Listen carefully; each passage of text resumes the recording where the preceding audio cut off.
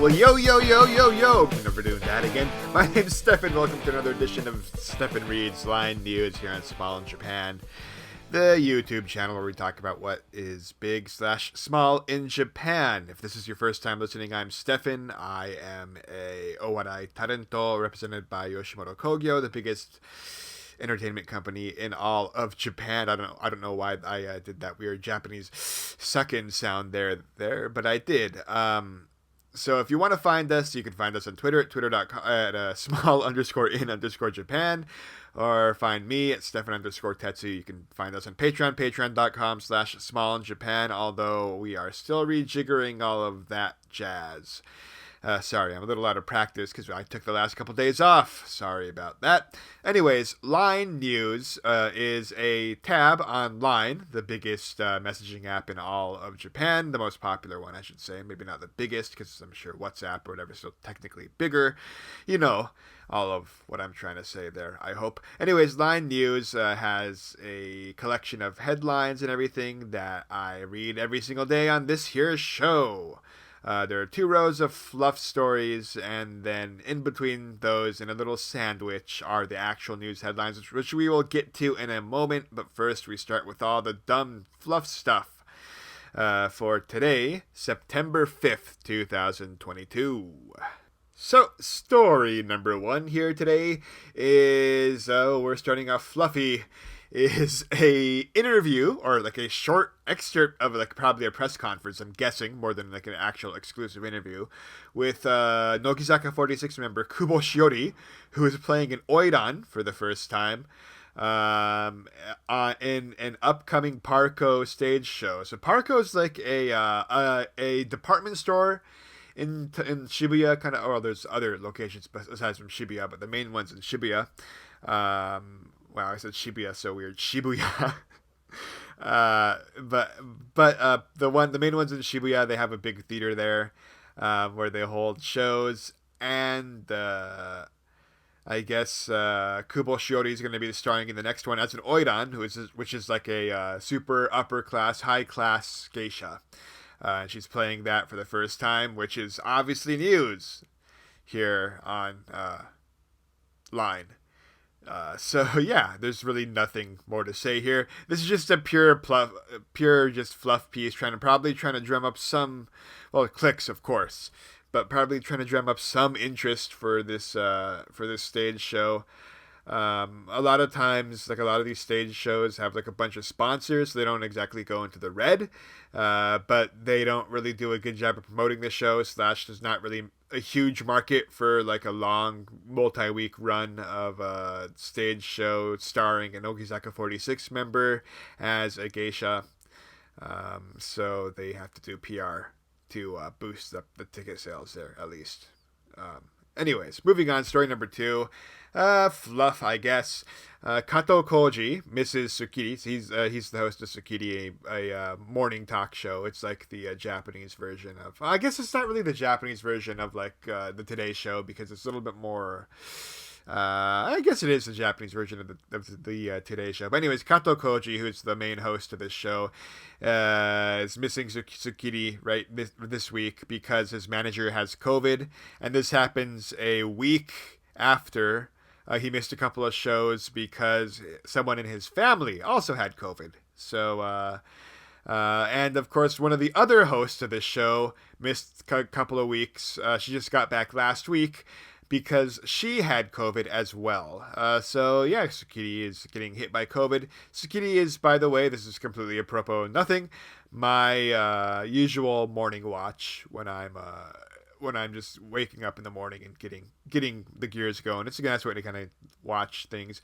Kato Koji used to be in Yoshimoto. Then the whole Yami-Eigyo Mondai thing happened, and he advocated for better wages and treatment and all that stuff. And then he eventually got fired from Yoshimoto for saying that. So his manager is not Yoshimoto. So you can rest easy there, guys. Stefan is not affected by this at all, even though Stefan is barely affected by Yoshimoto stuff, because Yoshimoto tends to not remember that Stefan is in Yoshimoto. Anyways, moving on, that's the first row of fluff stories. The second row here is a news story about how Itoda Jun, maybe more famously known as Master Hamburg Shisho, I say Master Hamburg because that's how we were stylizing it on documental, announced his marriage to his 9-year girlfriend, the model Hachiya Ami. Hachiya Ami, we should say, is 30 years old. Itoda is 49. Yeah, so it's a 19-year age gap, which is big even by Japanese standards. So, congrats there. They've been dating for a long while, so it's not like some sugar. Well, it's probably in some sense it's probably a bit of a sugar daddy sort of situation, but for the sake of the argument, we'll say it's not. But anyways, they got married. Um, so congrats to them. This is like so. There's a bit of a marriage rush going on here over the last couple days in the Geino Kai. I mean, marriage rush, I say, but there's only like one other big one, and that's non-Styles Inoue-san getting married to an Ippan Jose, a regular non-entertainment person. So I say that as my phone goes off, so that's great. I can't cut that out because I was just talking there. Anyways, congrats to Itoda and Inoue, and of course, Itoda and Inoue's betrothed. Anyways, moving on. Story number 4, the last of the fluff stories here, is a complete and total fluff story that's just a summary of a TV show that happened yesterday, where Haraichi Sawabe, lots of Owarai Kombi talk today, Haraichi Sawabe talked about how he's been trying to set up his aikata Iwai with the actress Mitsushima Hikari because he thinks that personality-wise, they're a match. And he talked about this with her brother, and her brother kind of agrees and said he's been trying to set them up too. And that's pretty much the end of the story. Congratulations on that, people. I mean, congratulations on getting aggregated. Random summary of a TV show that happened yesterday. Yeah, I have nothing else to add to this one. So let's move on to the actual news today. The 3 news headlines that are actually affecting Japan. So, story number 1. Typhoon number 11, which we've been covering for like the past week or so, I feel like, is still kind of in the same exact area. I guess a little bit further north than where it was last week. And it is apparently going to be hitting Kyushu tomorrow on the 6th. It's a slow-moving, heavy rain hurricane, apparently. Although things don't appear to have been as severe as initially feared. But it is still a bit of a threat. And it's going to be hitting Kyushu tomorrow and probably kind of slowly working its way up the Japan Sea coast of the country and the Korea area over the next couple of days. So if you're over there, please be careful. Anyways, that is story number 1. Story number 2 is not actually a story about anything that's happening in Japan, but it is, I guess, a major news story. Well, it is a major news story, just not in Japan, probably. It's coverage of that mass stabbing that's happened in Saskatchewan. So the 2 suspects are still on the run. This isn't a Canada news podcast or line videos or video series, so I'm not really sure how much we should cover this. But yeah, 25 people. Although the headline says 25 people who were either dead or wounded, and there's a major difference there. That I feel like they should probably delineate a little bit further. In the article, they actually do list that there's 10 people that are dead and 15 people that are injured. So yeah, not good. Hopefully, you never like to see this sort of thing, obviously, and hopefully the suspects are brought to justice soon, and everyone can get some closure that they need. Stories number 3 to close this out. It's a news story out of Ibaraki, my former stomping grounds back when I was an English teacher way back in the day, where a school bus and a car collided.